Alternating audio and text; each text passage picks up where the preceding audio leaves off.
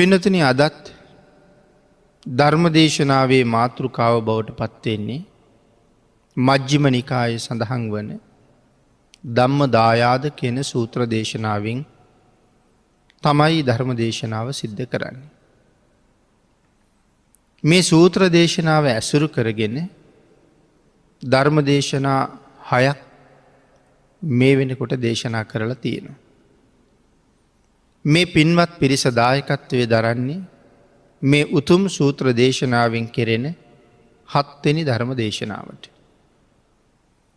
පින්නතුනි අපි පහුගිය ධර්ම දේශනාව 6 වෙනි දේශනාව නතර කරන්නට යෙදුනේ රතන සූත්‍රයේ.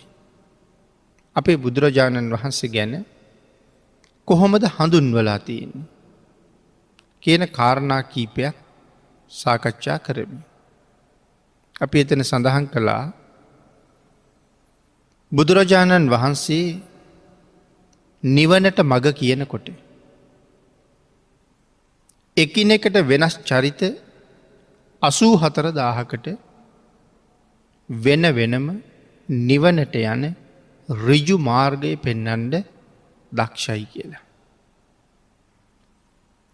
ඒ මාර්ගය පෙන්වනකොට සඳහන් කළා යම් ප්‍රමාණයක් ශාසනයේ ඉහළට ආපු අය ධර්මානුධර්ම ප්‍රතිපත්තියෙන් යම් පමණක් ඉහළට ආපු අය ඒ අයටත් මඟ පෙන්නනවා වගේම ඊටාම පල්හැම මට්ටමේ ඉන්න අයටත් ඒ මාර්ගය හරියටම පෙන්වන්න හරි දක්ෂයි කියලා.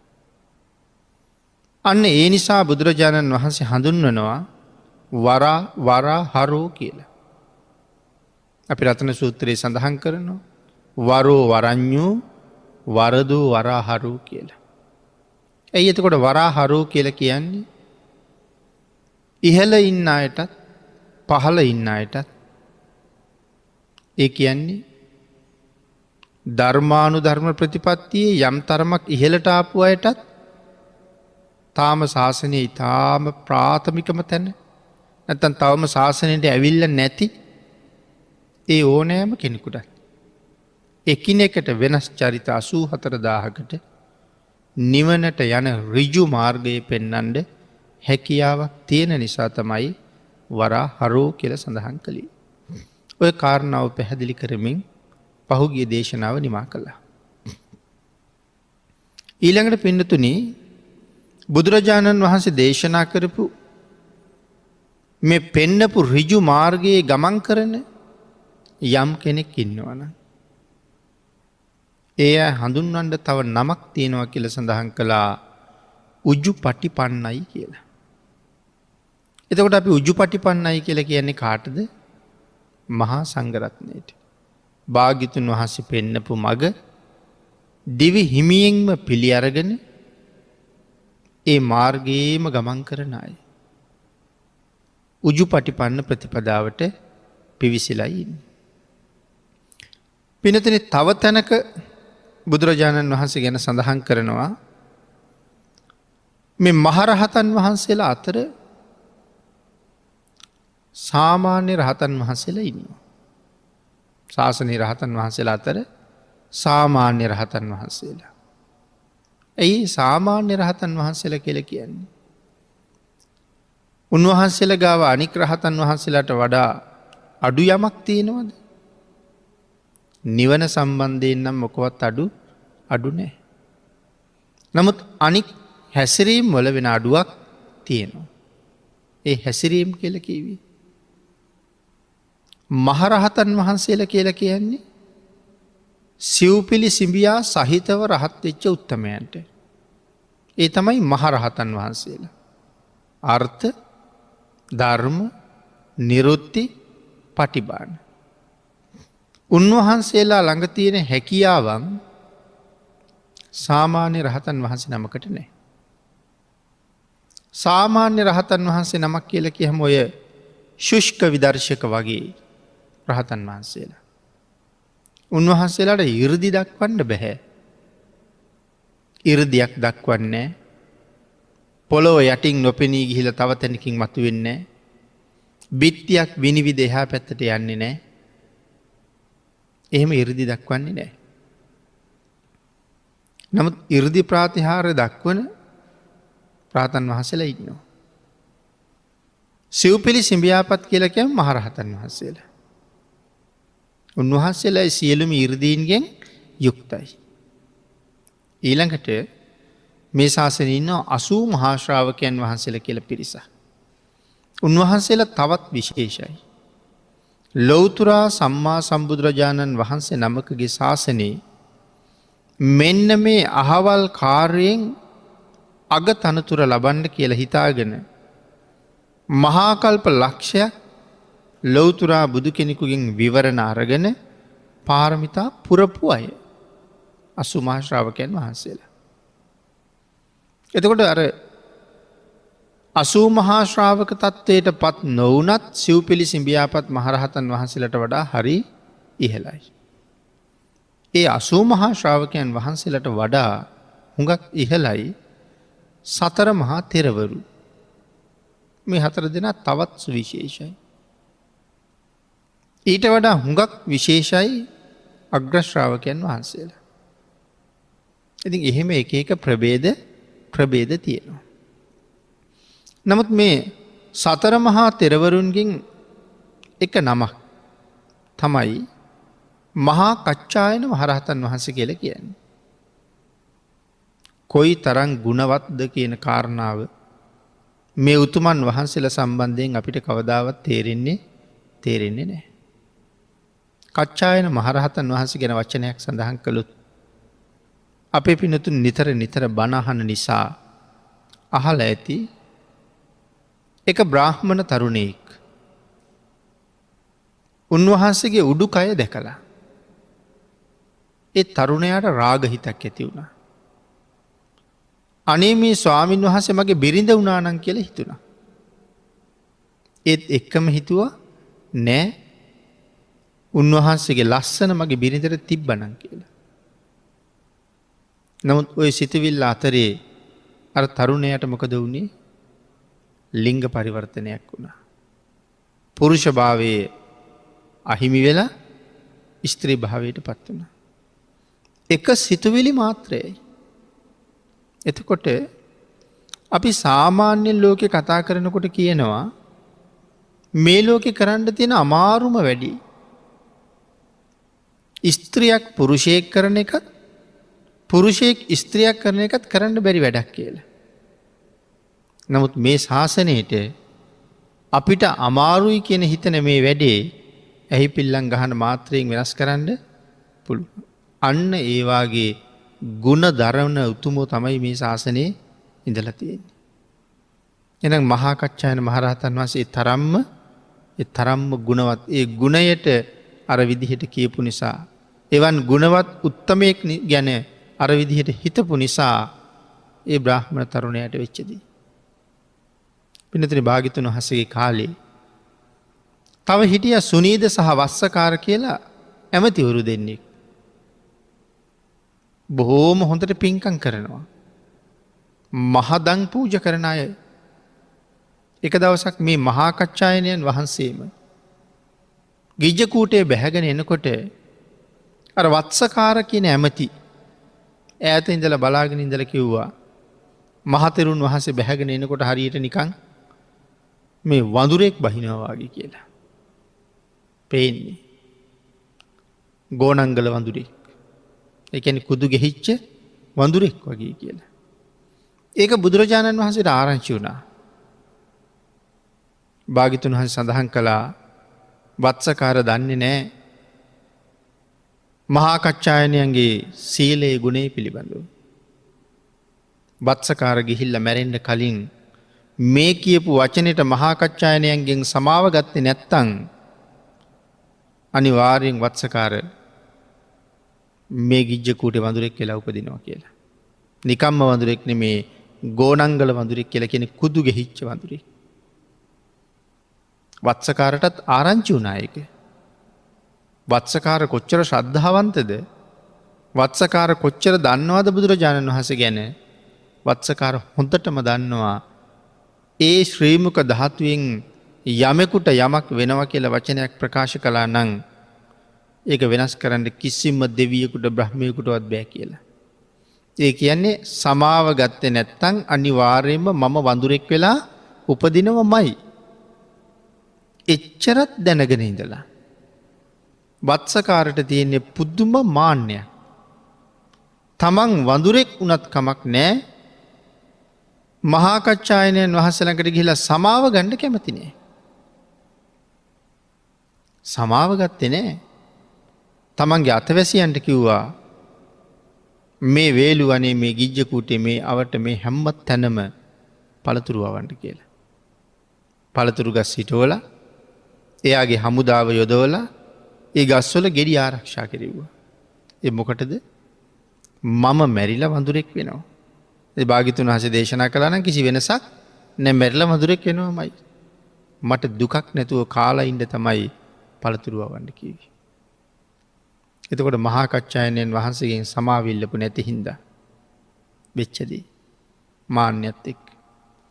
එතකොට පින්නතුනි අපිට තේරෙන්නේ නැහැ මේ මහරහතන් වහන්සේලා මේ සතර මහා තෙරවරු මොනතරම් ගුණවත්ද කියලා.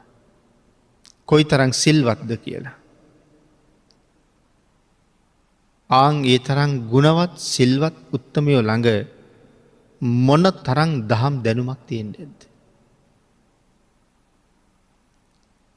එක අවස්ථාවක මහාකච්චායන මහරහතන් වහන්සේ ළඟට ගියා කෙනෙක් ප්‍රශ්නයක් අහන්න. බුදුරජාණන් වහන්සේ දේශනා කරපු ධර්මකාරණාවක තේරුම අහගන්න තමයි ගියේ. උන්වහන්සේ ගාවට ඒ ධර්මකාරණාවේ තේරුම අහගන්න ගියහම උන්වහන්සේ මෙන්න මෙහෙම සඳහනක් කළා. මේ හරියට මගෙන් මේ බණපදයේ තේරුම අහන්න ආපු එක අරටුව හොයන කෙනෙක් ගහක් ළඟට ගිහිල්ලා කෙලින්ම අරටුව හොයන්නේ නැතුව මුලෙන් පටන් අරගෙන කඳ දිගේ උඩට ඇවිල්ලා අතු දිගේ ගිහිල්ලා මහා අතු වලින් කුඩා අතු වලට මාරු වෙලා අන්තිමට අතු අග්ගිස්සේ තියෙන පුංචිම අතු කෑලි වලට අපි කියන්නේ රිකිලි කියලා. ගහේ මුලෙන් පටන් අරගෙන කඳ දිගේ ඇවිල්ලා මහා අතු වලට ඇවිල්ලා එයින් මාරු වෙලා කුඩා අතු වලට ඇවිල්ලා රිකිලි වලට ගිහිල්ලා දැන් රිකිලි අගින් අරටුව හොයනවා. එයාට අරටුව හම්බ වෙයිද? කච්චායනයන් වහන්සේ සඳහන් කරනවා බුදුරජාණන් වහන්සේ වැඩ ඉන්න සුගන්ධ කුටිය පහු කරලා අපි ඉන්න තැනට ඇවිල්ලා අපෙන් ධර්මකාරණාවට විසඳුම හොයනවා කියලා කියන්නේ අන්න ඒ වාගේ වැඩක් කියලා. භාග්‍යතුන් වහන්සේගෙන්ම තමයි ඕක අහන්න සුදුසුම කියලා සඳහන් කරන්නේ. එයි මහා කච්චායනයන් වහන්සේට මේ ප්‍රශ්නෙට උත්තර දෙන්න බැරුවද? පුළුවන්. නමුත් බුදුරජාණන් වහන්සේ වගේ මේ විශ්වයට ධර්මය උපද්දවපු ධර්ම රාජයන් වහන්සේ ධර්ම ඊශ්වරයන් වහන්සේ පහු කරලා ධර්මයේ ස්වාමියා පහු කරලා ඇවිල්ලා මගෙන් අහනවා කියලා කියන්නේ රිකිලි වලට ගිහිල්ලා අරටුව හොයනවා වගේ වැඩක්. ඒ හින්දා ඔක භාග්‍යතුන් වහන්සේගෙන් අහන එකයි වටින්නේ. අපි යම්සේ උත්තරයක් දෙනවද ඒ උත්තරේ 100,000 ගුණයෙන් මනාව පැහැදිලි කරලා වර්ණනා කරලා උන්වහන්සේට ඒ උත්තරේ දෙන්න පුළුවන්. එතෙන්ට යන්න. බලන්න කොයිතරම් නිහතමානීද කියලා. තමන්ගේ දැනුම ගැන, තමන්ගේ අවබෝධය ගැන, තමන්ගේ තත්ත්වය ගැන කවදාවත් තකනවද? පුදුමාකාර නිහතමානී බවක් මේ ශාසනයේ සංඝයා තුල තියෙන බව මේ කතාවෙන් හොඳට පැහැදිලි වෙනවා. පින්නතුනි, මෙතන සඳහන් කරනකොට ඒ රහතන් වහන්සේ භාග්‍යතුන් වහන්සේ ගැන විස්තර කරනවා. කොහොමද? සෝ ආවුසෝ භගවා ආයුෂ්මතුනි, ඒ භාග්‍යතුන් වහන්සේ ජානං ජානාති යං පමණ මේ ලෝකේ දැනගත යුතු දෙයක් තියෙනවද. ආං ඒ දැනගත යුතු තාක් සියලුමදේ උන්වහස දන්නවා. ඒකටයි සඳහන් කළේ ජානං ජානාති. පස්සං පස්සති. දැනගත යුතු දෙයක් තියෙනවා නං ඒ සියල්ල දන්නවා. දැකිය යුතු දෙයක් තියෙනවා නං ඒ සියල්ල දකිනවා. ඒ කියන්නේ බුදුරජාණන් වහන්සේ ලෝක තුනක් දකිනව පින්නතුනි. මොකදද මෙතන ලෝක තුනක් කියල කියන්නේ. ඒකට මාන තුනක් කියල කිව්ව. ඒකෙත් වරදක් නෑ අද කාලෙ හෙටිට තේරුම් ගන්නට. අපි ඉන්න අවකාශලෝකයේ. ඊළඟට මේ අවකාශලෝකය කියන එක පින්නතින අපිට තේරෙන්න්නෙත් නෑ අපි ඉන්න අවකාශලෝකය කියල කීවට. ඇයි ඒ තේරෙන්නේ නෑ කියල කිවි මේ ලෝකෙ ගැන අපි මොනවද දන්න කියලා හිතන්ඩුවනේ. ලෝකෙ ගැන අපි මොනවද දන්න. අඩුම තරම අපි ගැනවත් දන්නේ. ආවෙ කොහින්දල දන්නෙත් නෑ. යන්නේ කොහාටද කියල දන්නෙත් නෑ. මැරෙන්නේ කවදද කියල දන්නෙත් නෑ. තව ටිකකින් උපදින සිතුවිලි මොනවද කියල දන්නෙත් නෑ. ඊළඟ තප්පරේ මට හිතෙන්නේ මොනවද කියලා අපි දන්නේ නේ. ඊළඟ පැයේදි මට හිතන දේවල් මොනවද දන්නෙත් නෑනේ. එහෙනම් අපි ගැනවත් දන්නේ නෑ. තව හිතලා බලහම අපි ගැනම අපි නොදන්න දේවල් කොච්චර තියෙනවද? අපිට අපි ගැනවත් තේරෙන්නේ නැතිකොට මේ ලෝකේ අපි දන්නේ නැති දේවල් කොච්චර තියෙනවද? මහා සාගරේ පතුල ගැන අපි දන්නේ. මහා සාගරයේ ජලයේ ප්‍රමාණය ගැන අපි දන්නේ. මහා සාගරයේ ඉන්න සත්තු ගැන අපි දන්නේ. කෙටියෙන් කිව්වොත් මහ මුහුද ගැන අපි දන්නේ නැහැ. එතකොට හිමාලය වාගේ අපේ පියවි හැට පේන්නේ නැති තැන් කොච්චර තියෙනවද? හිමාලයේ හැමතැනම අපිට පේන්නේ නැහැ. අපිට පේන්නේ ඊටාම පුංචි ප්‍රමාණයයි. මොකද යොදුන් 500ක් විතර උසයි. ඒකෙන් යොදුන් 200ක්වත් අපිට පේන්නේ නැහැ. අභිඥාලාභියෙකුට විතරයි බලන්න පුළුවන්. එතකොට එවන් අසිරිමත් තැන් ගැන අපි දන්නෙත් නැහැ. දිව්‍ය ලෝක ගැන බ්‍රහ්ම ලෝක ගැන අපි මොකවත්ම දන්නේ නැහැ. සතර අපායේ තිරිසන් ලෝකේ නම් අපිට පේන්න තියෙනවා. තිරිසන්නු ගැන යම් ප්‍රමාණයක අවබෝධයක් තියෙනවා. නමුත් ඒ තිරිසනා ගැනත් සියලුම අවබෝධයන් අපිට නැහැ. පහලින් තියෙන പ്രേත ලෝක, අසුර ලෝක, නිරය ලෝක ඒ මොකවත් ගැන අපි දන්නේ නැහැ. නමුත් බුදුරජාණන් වහන්සේ කියලා කියන්නේ මේ සියලුම දේවල් ගැන මනාම අවබෝධයක් තියෙනවා. සියලුම දේවල් කියලා කියහම මේ ලෝකේ මේ සක්වලේ තියෙන සියලු දේවල් නෙමෙයි. සක්වලක් කියලා කියන්නේ ලෝක කීයක් කියලාද අපි ධර්මයෙන් සඳහන් කරන්නේ?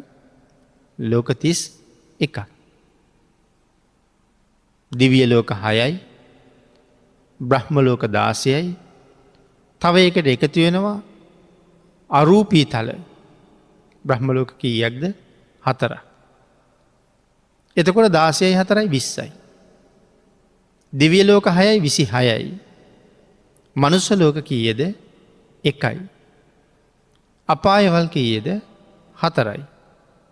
එතකොට ඔක්කොම ලෝක 31යි. අපායවල් 4යි කියලා කීවට නිරය කියන එකේ විතරක්. නිරය කියන්නේ අපායවල් 4න් එකක්. ඒකේ තව ප්‍රභේද තියෙනවා මහ නිරයවල් 8ක්. කුඩා නිරයවල් 128ක්. ඔක්කොම නිරයවල් 136ක්. මේ අදි වශයෙන් තව බෙදෙනවා. කෙටියෙන් කියහම සක්වලක තියෙන ලෝක 31යි. මේ සක්වලට පායන්නේ එක ඉරයි. මේ සක්වලට පායන්නේ එක හඳයි.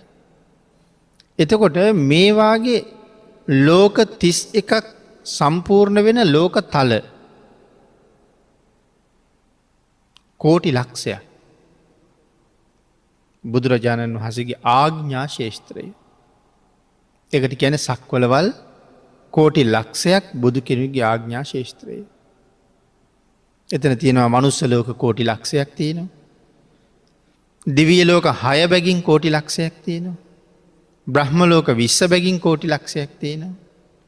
සතර අපායවල 4 බැගින් කෝටි ලක්ෂයක් තියෙනවා. මේ කෝටි ලක්ෂයක් සක්වල සම්බන්ධයෙන් බුදුරජාණන් වහන්සේගේ අවබෝධයේ සීමාවක් නෑ. අහපු ගමම්ම ස්වාමීනි කෝටි ලක්ෂයක් සක්වලේ අන්තිම සක්වලේ මනුස්ස ලෝකෙක ඉන්න මිනිහෙක් එක්කෙනෙක් දක්වලා ඔහු මේ දැන් හිතන්නේ මොනවද කියලා ඇහුවොත් අහපු ගමන් ඔහු හිතන දේ කියනවා. ඔහු මැරෙන දවස කියනවා. ඔහු මැරෙන වෙලාව කියනවා. ඔහු මැරෙන හේතුව කියනවා. මේ ආදි වශයෙන් ඒ ජීවිතයේ සම්බන්ධ කිව යුතු සියලුම දේවල්. ඔහුගේ ශරීරයේ තියෙන ලෝම ගණන ඇහුවත් කෙස් ගස් ගණන ඇහුවත් අහපු සැනින් කියන්න පුළුවන් හැකියාවක් තියෙනවා. ස්වාමීනි අහවල් සක්වලේ අහවල් සාගරයේ පතුලේ ඉන්න තල්මසෙකුගේ කියලා ඒ තල්මසා දක්වලා ඇහුවොත් මොනවද හිතන්නේ කියලා. ඒ සියල්ලම කියන්න පුළුවන් පුදුම හැකියාවක් තියෙනවා. ඒක සර්වඥතා ඥානයේ සියලුම අවබෝධයේද ඒක සර්වඥතා ඥානයේ දූවිලි අංශුවකටත් වඩා පුංචිම ප්‍රමාණයයි ඒ ටික කියන්න පුළුවන් හැකියාව. ඒ තරම් හැකියාවක් බුදුරජාණන් වහන්සේට තියෙනවා. ඊළඟට පින්නතුනි සඳහන් කළා මෙන්න මේ විශ්ව ප්‍රදේශය බුදුරජාණන් වහන්සේගේ ආග්ඥා ශේෂ්ත්‍රයයි. කොයි තරන්ද විශ්ව ප්‍රදේශයේ සක්වලවල් කෝටි ලක්ෂයක්. මේ කෝටි ලක්ෂයට මැහෙන්ඩ බුදුරජාණන් වහන්සේගේ ආග්ඥාව පනවලා තියෙන්නේ. සමහර සූත්‍ර දේශනා කරනකොට මේ කෝටි ලක්ෂයක් සක්වලට එක්කම විදිහට ඇහුණ. අහවල් දිහාට අඩුවෙන් ඇහුණ අහවල් සක්වලලෝට වැඩියෙන් ඇහුණ කියල දෙයක් නෑ. අද අපි ශබ්ද විකාශන යන්ත්‍රයක් පාවිච්චි කළත් ඈතට යන්ඩ ඇහෙන ප්‍රමාණය අඩුයි. නමුත් භාගිතුන් වහන්සේගේ හඬ අන්තිම කෙරවලේ තියෙන අන්තිම සක්වලටත් මේ සක්වලට ඇහෙනවා වගේම ඇහෙනවා. එතකොට විශේෂ අධිෂ්ඨානයක් කරලා දේශනා කෙරුවොත් මේ කෝටි ලක්ෂයක් සක්වලෙන් එළියටත් කතා කරන්න පුළුවන්. විශ්වයේ තියෙන සක්වලවල් ගාන සීමාවක් තියෙනවද?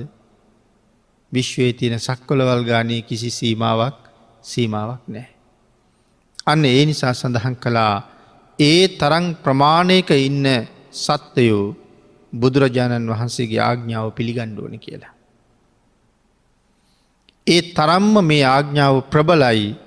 එය සැබවින්ම ආග්ඥාවක්මයි කියලා දේශනා කළා. සම්මා සම්බුදුරජාණන් වහන්සේගේ දේශනාව හැබැවින්ම ආග්ඥාවක්මයි. පැනෙව්වොත් පැනෙව්වමයි. වෙනස් වෙන්නෙම නෑ කවදාවත්. නමුත් පින්නතුනි මේ විශ්වය සම්පූර්ණයෙන්ම නෙමෙයි ඒ කියලා සඳහන් කළා. විශ්වය සම්පූර්ණයෙන්ම නෙමෙයි. ඊළඟට සඳහන් කළා මේ කෝටි ලක්ෂයක් සක්වලවල් වල තියෙන්නේ ඒ ලෝක කෝටි ලක්ෂයක්. ලෝක කෝටි ලක්ෂයක් නෙමෙයි අපි කතා කළා ලෝක 31 වුව කෝටි ලක්ෂයක් කියලා. ලෝක පද්ධති කියන කාරණාව සිහිපත් කළා. නමුත් මෙහෙම සඳහනක් තියෙනවා පින්නතුනි ඊළඟට ඒ එක ලෝක පද්ධතියක මොනතරම් සත්ව ප්‍රමාණයක් ඉන්නවද? ඒ ප්‍රමාණයක් දන්නවා. කෝටි ලක්ෂයක් සක්වලේ කොච්චර සත්වයෝ ඉන්නවද? ඒකත් දන්නවා. ඊළඟට ලෝක පද්ධතියට අයිති වෙන අවීචිය නිරේවල් ගැන කතා කළන්නේ. පතුලෙම යටම තියෙන්නේ මොකද්ද? අවීචිය. නිරේ පටන් ගන්නවා කියන්නේ කොතන ඉඳලාද? මේ අපි ජීවත් වෙන මහ පොළොවේ මතු පිටේ. මේ මතු පිට ඉඳලා යොදුන් 15000ක් යටින් අපිට හම්බ වෙනවා පළවෙනි මහ නිරේ. ඒක මොකක්ද? සංජීවය. මේ ඉඳගෙන ඉන්න මතු පිටේ ඉඳලා යොදුන් 15000ක් යටින් සංජීවය හම්බ වෙනවා. සංජීවයේ ඉඳලා යොදුන් 15000ක් යටින් කාල සූත්‍රය හම්බ වෙනවා. කාල සූත්‍රයේ ඉඳලා යොදුන් 15000ක් යටින් ඊළඟ නිරය හම්බ වෙනවා සංඝාතේ. එතන ඉඳලා යොදුන් 15000න් යටට තමයි හම්බ වෙන්නේ. අන්තිමම යට තියෙන්නේ අවීචිය. එහෙනම් ඒක මේ සක්වලේ අන්තිමට කෙරවලින් අපිට හම්බ වෙන මහා නිරය. මේ අවීචියේ ඉඳලා උඩට කොච්චරක් වේද කෙරවල?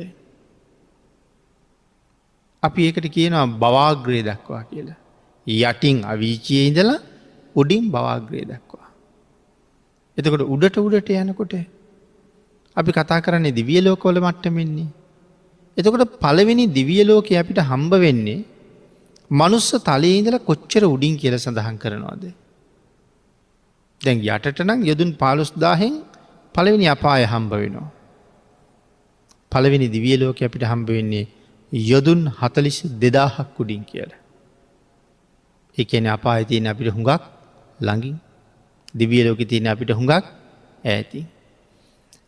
එහෙනම් අපි ඉන්න තැන ඉඳලා යොදුන් 42000කට උඩින් හම්බ වෙනවා චාතුම් මහරජිකය. ඒ කියන්නේ සතර වරන් දෙවිවරු වැඩ ඉන්න දිව්‍ය තලයේ. එතන ඉඳලා යොදුන් 42000ක් උඩින් ඊළඟ දිව්‍ය තලයේ තව්තිසාව. එතන ඉඳලා යොදුන් 42000ක් උඩින් යාමය. තවත් යොදුන් 42000ක් උඩින් තුසිතය. එහෙම ඉහළින් ඉහළට හම්බ වෙන්නේ. දිව්‍ය ලෝක ඉවර වෙච්චාම බ්‍රහ්ම ලෝක. එහෙනම් ඉහළම තියෙන බ්‍රහ්ම තලයට කියන්නේ නේව සංඥා නා සංඥායතනෙ. ඒක තමයි බවාග්‍රය. යටින් අවීචියේ ඉඳලා උඩින් බවාග්‍රය දක්වා මේ මුළු සක්වලම අබ වලින්ම පුරවනවා. ප්‍රමාණය හිතා ගන්න බෑ අපිට. මේ මුළු සක්වලම අබ වලින් පුරවනවා. යටින් අවීචියේ ඉඳලා උඩින් බවාග්‍රය දක්වා. ඊට පස්සේ කෙනෙක් මේ සක්වලින් එළියට ගිහිල්ලා මේ සක්වල අබ වලින් පුරවලානේ. මේකෙන් එළියට ගිහිල්ලා මේකෙන් අබ අරගෙන නැගෙනහිර පැත්තට යනවා. යනකොට හම්බ වෙනවා වෙන සක්වලක්. ඒ සක්වලට දානවා එක අබෑටයක්. දාලා තවත් ඉස්සරහට යනවා. එතකොට හම්බ වෙනවා තව සක්වලක්. තවත් ඉස්සරහට යනවා. එතකොට හම්බ වෙනවා තව සක්වලක්. ආන් එහෙම නැගෙනහිර පැත්තට යනකොට හම්බ වෙන එක සක්වලකට එක අබ ඇටේ ගාගෙන දාගෙන ගියහම යටින් අවීචියේ ඉඳලා උඩින් බවාග්‍රය දක්වා පුරවලා තිබිච්ච සියලුම අබ ඉවර වෙනවා. නැගෙනහිර පැත්තට හම්බ වෙන සක්වලවල් ගාන ඉවර වෙන්නේ නැහැ. අපේ හිතකට පුළුවන් ද මේ ප්‍රමාණය හිතාගන්න? එතකොට මේ විශ්වය කියන එක කොච්චර ලොකුද? නැගෙනහිර පැත්තට තියෙන සක්වලවල් ගානවත් ඉවර වුණේ එතකොට දකුණට, බටහිරට, උතුරට එහෙම ගියහම තව කොච්චර සක්වලවල් තියෙද? 8 දිශාවටම යනකොට විශ්වයේ තෙරක් පරක් නිමක් මායිමක් නැති මහා විශ්වය. නමුත් සම්මා සම්බුද්ධ කියලා කියන්නේ මේ සීමාවක් නැති මේ මුළු මහා විශ්වය පිළිබඳවම පුදුම හසල අවබෝධයක් තියෙන උත්තමයෙක්. ඒකයි සඳහන් කළේ විශ්වයේ සීමාවක් නැහැ. නමුත් මේ විශ්වයේ කොතනින් ඇහුවත් අහලා ඉවර වෙනකොට ඒ කාරණාව දේශනා කරන්න පුළුවන් තරම් හැකියාවක්. මේ සකල විශ්වයම ගැන කරුණු දේශනා කරන එක මුළු සර්වඥතා ඥානයයි නෙමේ. ඒක සර්වඥතා ඥානයේ දූවිලි මාත්‍රයකටත් වඩා අඩු ප්‍රමාණයක් විශ්වය ගැන දැනගන්න එක. එහෙනම් භාග්‍යතුන් වහන්සේට ඒ තරම් දැනුමක් තියෙනවා නම් අර අහගන්න යන ධර්ම කාරණාව උන්වහන්සේගෙන් ඇහුවා නම් ඒ ධර්ම කාරණාව ආකාර කීයකට විස්තර කරයිද? අන්න ඒකයි මහා කච්චායනයන් වහන්සේ සඳහන් කළේ හරියට අරටුව හොයන්න හිතාගෙන රිකිලි වල අරටුව හොයනවා වගේ. අපෙන් ඇවිල්ලා අහන්න එපා. යන්නේ මහා දැනුම් සම්භාරය ළඟට. යන්නේ ඒ ප්‍රඥාවේ උල්පත ළඟට. යන්නේ ප්‍රඥාව නැමැති මහා පර්වතය ළඟට. ඒ සර්වඥතා ඥානයේ ගෝචර වෙන ප්‍රමාණය දැනගන්න. අපි දන්නේ නැහැ ඉච්චර කියලා කියන්නේ පුදුම නිහතමානී බවක් මේ රහතන් වහන්සේලා ළඟ තියෙනවා කියලා සඳහන් කරනවා. අන්න ඒ නිසා පින්නතුනි සඳහන් කළා මේ විශ්වයේ තියෙන සියලුම ලෝක ධාතු සර්වඥතා ඥානයට වැටහෙනවා කියලා. සෝ ආවුසෝ භගවා ජානං ජානාති පස්සං පස්සති. දැනගත යුත්ත මැනවින්ම දන්නවා, දැකිය යුත්ත මනාවම දකිනවා. මේ සියලු ලෝක දැනගැනීම සත්ව ලෝකය, අවකාශ ලෝකය, මේ දෙක සම්බන්ධ වන සංස්කාර ලෝකය. සත්ව ලෝකයයි අවකාශ ලෝකයයි දෙක සම්බන්ධ කරපු සංස්කාර ලෝකයයි. එනිසා කියනවා ලෝක තුනක් කියලා. මෙන්න මේ සියල්ලම ගැන බුදුරජාණන් වහන්සේ අංශුවක් ගානි දන්නවා. දසමයක් ගානි දන්නවා. සත්ව අවකාශ හා සංස්කාර කියන මේ ලෝක තුනම ගැන බුදුරජාණන් වහන්සේට මනා අවබෝධයක් තියෙන නිසා බුදුරජාණන් වහන්සේට ප්‍රශංසාත්මක නාමයක් තියෙනවා. මේ සියල්ල ගැන මනා දැනුමක් තියෙන නිසා උන්වහන්සේට ප්‍රශංසා කරන්න තව නමක් තියෙනවා. මොකක්ද? අපි නිතරම මේ නම කියනවා ලෝක විදූ කියලා. මේ විශ්වය ගැන මේ තරම්ම දන්න නිසයි ලෝක විදූ කියලා වඳින්නේ. මේ ගුණ ඔක්කොම කිය අපි ඉතිපිසෝ භගවා කියලා වඳිනවා. මේ සියලු ගුණ ඔය ඉතිපිසෝ භගවා කියන ගාථාව ඇතුළේ පාඨය ඇතුළේ අන්තර්ගතයි. ඔය පාඨයට මේ ගුණ ඔක්කොම අන්තර්ගත කරන්න පුළුවන් සමත් කෙනෙක් මේ ලෝකෙ හිටියද? කවුරුවත් නැහැ. එහෙනම් කවුද මේ පාඨය අපිට හදලා දුන්නේ? මේ පාඨයේ ශ්‍රී මුක ධාතුවේමයි දේශනා කළේ. සියලු ගුණ ටික කැටි කරලා මේ ගුණ 9ක් හැටියට මේ පාඨය අපිට දේශනා කළේ වෙන කවුරුවත් නෙමෙයි. ඒ මහා දැනුම් සම්භාරයේ හිමි ලෞතුරා බුදුරජාණන් වහන්සේමයි ඔය පාඨය හදලා දුන්නේ. එනම් මේ සකල දැනුමින් පොහොසත් නිසයි අපි උන්වහන්සේට ලෝක විදූ කියලා සඳහන් කළේ. ඊළඟට පින්නතුනි සඳහන් කළා චක්කු භූතෝ. එයි මේ චක්කු භූතෝ කියලා කියන්නේ ඇස් ඇති කරවන නිසා චක්කු භූත. ඇස් ඇති කරවනවා. කොහොමද මේ ඇස් ඇති කරවනවා කියලා කියන්නේ? නොපෙනෙන මානය පෙන්නනවා. ඔබටවත් මටවත් ගිය භවයේ පේන්නේ නැහැ. ඔබටවත් මටවත් නිවන් දකින ආත්මය පේන්නෙත් නැහැ. නිවන් දකින දවස දක්වා අපි යන ගමන් මගේ ඉපදෙන තැන කොහෙද කියලා දන්නෙත් නැහැ. මම කියන මේ පුද්ගලයාට නිවන් දකිනතුරු වෙන පරිවර්තන ටික මොකවත් අපි දන්නවද? අද මිනිහෙක්, හෙට සුනකෙක්, ඊළඟට කුරුල්ලෙක්, ඊළඟට මාළුවෙක්, ඊළඟට පණුවෙක්, ආයේ මිනිහෙක්, ආයේ දෙවියෙක්, ඊළඟට බ්‍රහ්මෙක්. අපි දන්නවද එකක්වත්? අපි එකක්වත් දන්නේ නැහැ. නමුත් එක දෙයක් දන්නවා.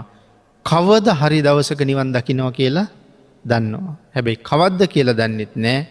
ඒ නිවනට යන හැටි හරියටම දන්නෙත් නැහැ. යන වෙලාව දන්නෙත් නැහැ. රහත් වෙන දවස රහත් වෙන වෙලාව දන්නේ නැහැ. නමුත්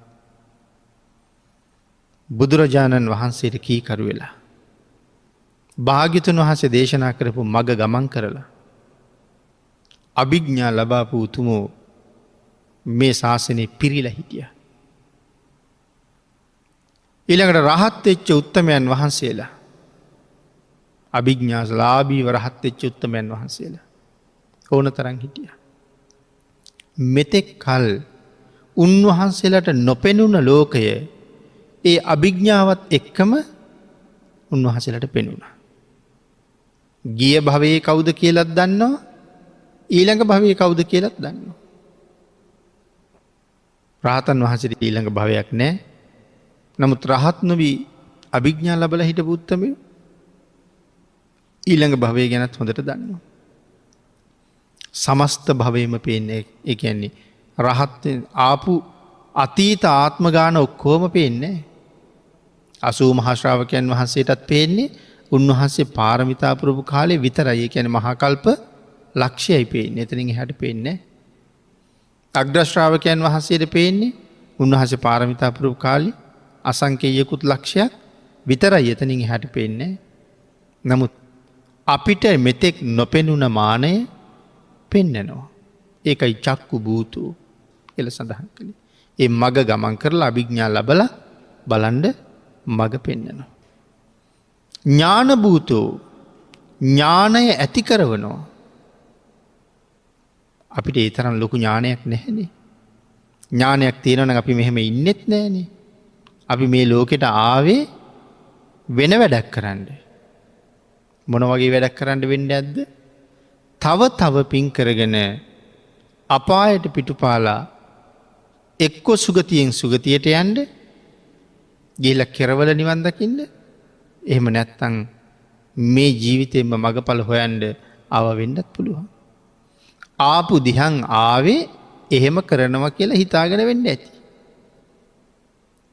ඒ කොහොමද ආවේ මොනවද හිතුවේ කියන කාරණාව සඳහන් කරලා තියෙන්නේ පංච පුබ්බ නිමිත්ත කියන සූත්‍ර දේශනාවේ. අපි සමහරලාට දිව්‍ය ලෝකෙ ඉඳලා චුත වෙලා එනවා මෙහාට. ඇයි එන්නේ? දිව්‍ය ලෝකෙන් චුත වුණේ පින් ඉවර වෙච්ච හින්දානේ. එහෙනම් මෙහාට ආවේ නැවත වතාවක් පින් කරගෙන ආයෙත් එහාට යන්න. නමුත් මෙහෙ ආවට පස්සේ පින් කරන්න හිතෙන්නේ නැහැ. පිනටම යෙදෙන්න හිතෙන්නේ නැහැ. වෙන වෙන දේවල්නේ වැඩියෙන් කරන්න හිතුනේ. ඉගෙන ගන්න ඕනේ. රස්සාවක් හොයා ගන්න ඕනේ. ගෙයක් දොරක් හදා ගන්න ඕනේ. ආවාහ විවාහ වෙන්න ඕනේ. යානයක් වාහනයක් ගන්න ඕනේ. ඒ වගේ වැඩ ගොඩක් තුල අවුරුදු 60ක් 70ක් වගේ කෙටි ජීවිතේ වැඩි කාලයක් යමුනේ ඒ පැත්තට.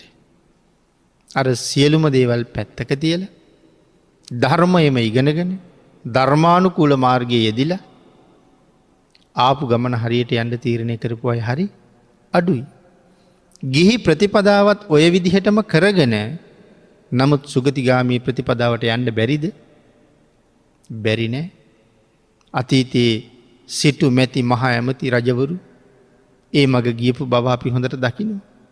ගිහි ගෙදර ඉඳලා මාර්ගඵල ලැබු බව අපි දන්නවා. ඒකට නිවැරදිව තෙරුවන් සරණ ගිහිල්ලා භාග්‍යතුන් වහන්සේ දේශනා කරපු මග ගමන් කරන්නයි තියෙන්නේ. නමුත් ප්‍රඥාව හුඟක් අඩු නිසා අපිට ඒකට ඒ තරම් කාලයක් නෑ. බණක් අහන්න යන්, දානයක් දෙන්න යන්, සිල් ගන්න යන්, භාවනාවක් කරන්න යන් කියලා අපි කෙනෙකුට මතක් කරාම හුඟක් දෙනා අපිට කියන්නේ බලන්නම් එන්න කියලා. වෙලාවක් තිබ්බොත් එන්නම් කියලා. සමහර අය කියන්නේ ඔව්වට ගිහිල්ලා නාස්ති කරන්න කාලයක් අපිට නෑ කියලා. කොයිතරම් දුප්පත්ද? සමහර රජවරු ජීවිතේ පූජා කරලා බණ ඇහුවා. සකල ශිල්ප අතහැරලා සියලු සම්පත් අතහැරලා බණ ඇහුවා. මහා කප්පිනාදී මහරජවරු මගදී තමයි ආරංචි වුණේ තුනුරුවන් ලෝකෙ පහළ වෙලා කියලා. රජ්ජුරුවන්ගේ ගෙදර ඉන්න බිසව රැස් විහිදෙන කාන්තාවක් රත්තරන් පාටයි. ඇය ගැන අල්ප මාත්‍රාලයක් නෑ. ආපහු ගිහිල්ලා රාජමාලිගාවට ගිහිල්ලා රාජ සම්පත් බලලා රටවැසියන්ට කතා කරලා රාජ්‍ය බාර දීලා පිටත් වෙනවා කියන කාරණාවක් තිබ්බද? මොකවත් නෑ. ඇමතිවරුන්ගෙන් ඇහුවේ අමාත්‍යවරුනි මෙතෙක් කල් මම හෙව්වේ තුනුරුවන් ලෝකෙ පහළ වෙලාලු. මට ආය ආපහු ගමනක් නෑ. මම උන්වහන්සේ හොයාගෙන යනවා. උඹලා මොකද කියන්නේ කියලා ඇහුවේ. එය සඳහන් කළේ ස්වාමීනි ගිහි ගෙදර කියලා කියන්නේ පව් ආකරයක්. ගිහි ගෙදර කියලා කියන්නේ තක්කඩිකම් වලට තැනක්. ගිහි ගෙදර කියන්නේ පවට නැමිච්ච මහ නරාවල. ඔබ වහන්සේ දැන් තීරණය කළා නම් යන්න ස්වාමීනි අපේ තීරණෙත් ඒකම තමයි. ශ්‍රද්ධාව. අපිටත් අවස්ථාව ආවොත් එහෙම යනවද කියලා හිතන්න ඕනේ. අද ගෙදර යනකොට මගදී කවුරු හරි කතා කරලා කිව්වොත් යන් නිවනට කියලා කිව්වොත් ඇත්තට මහා කියලා රජ්ජුරුව ගියා වාගේ ඔක්කොම අත්හැරලා යන්න පුළුවන්ද කියලා අපි අපෙන්ම ඇහුවොත් අපි තාම මැරෙන්නවත් ලෑස්ති නැහැ. අපි හරි දුප්පත්. ලෑස්ති නෑ තාම ඒකට. මම කලිනුත් දේශනාවක මතක් කළා. අපි කියමු අම්මයි දරුවයි වතුර වැටුණා කියලා. අනිවාර්යෙන්ම ගොඩවෙන්ඩ බෑ මැරෙනව මයි. එක දෙකක් නෑ. දැම් මැරෙන්ඩ සූදානන් වෙන්න පුළුවන්ද. එහෙම සූදානන් වෙනවනං දැන් ඉස්සරල මොකක් දත්හරින්ට වෙන්නේ. දරුවාත් හරින්ට වෙනවා. අපි දෙන්නම මැරෙනවා. දැන් දරුවා ගැන හිත හිතා දඟලන එකේ තේරුමක් තියෙනවද. එහෙම දඟල්ලා දරුවා ගැන හිත හිත මැරුණොත් මට අපහු පෙරේත ලෝක තමයි උපදින්ට වෙන්නේ. එනම් දරුවා පැත්තකට අත්හැරලා මැරෙන බව හරියටම දන්නවා මෙතෙක් කරපු පින්කං ටිකවත් සිහිපත් කරගණ්ඩ හිත හදාගණ්ඩ වෙනවා. නමුත් එහෙම පුළුහන්ද කියලා හොඳට තමන්ට සමීප වෙලා ඉතාම හුරතල් දරු ළඟට වෙලාට හිතන්ට. අපි දෙන්නම ගං වතුරට වැටුනොත් මේ හුරතලා අත්හරලා මට මංකරපු පින්ටික මතක් කරගන්න පුළුවන්ද කියලා.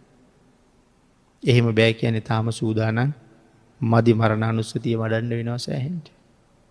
ධම්මදායාද සූත්‍රයේ හරි ගැඹුරුයි වගේම තව හරි දීර්ඝයි. නමුත් අපිට ධර්ම දේශනාවට තියෙන කාලයේ නිමා වෙලා නිසා. අපි ධම්මදායාද සූත්‍රය ඇසුරින් සිදු කරන 7 වෙනි ධර්ම දේශනාව මේ විදිහට නිමා කරමු. ඊළඟ දේශනාව ඉදිරි අවස්ථාවක සාකච්ඡා කරන්න ඉඩ තියාගෙන.